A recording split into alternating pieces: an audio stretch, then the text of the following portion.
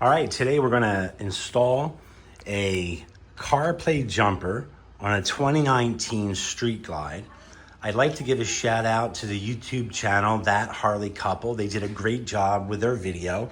Their video was on a road glide, so I figured I'd do a street glide just to show street glide owners where the placement of the jumper goes. Okay, as you can see, we have the old or standard navigation system showing the home screen.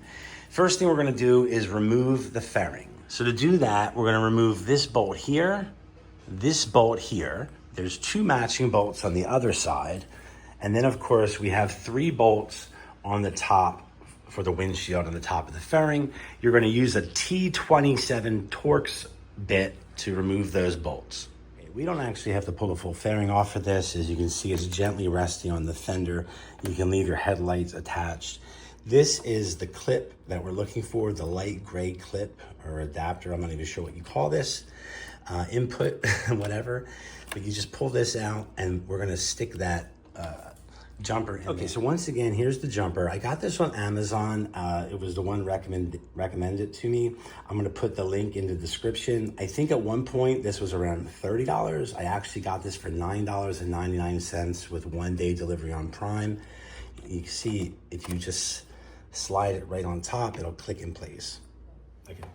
All right, so I'm gonna plug in my phone. You can see that in a second, it'll pop up CarPlay. It goes right to my map here. You can see I can do my music right from CarPlay. I can get to any of my CarPlay apps that you can get on your car the same way. It works exactly the same way.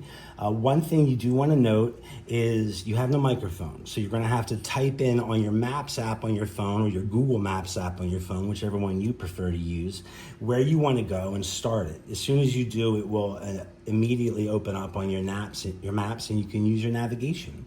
One note I will say is I heard you cannot use this adapter on a CVO because it's been flashed for CarPlay already. So just a heads up on that.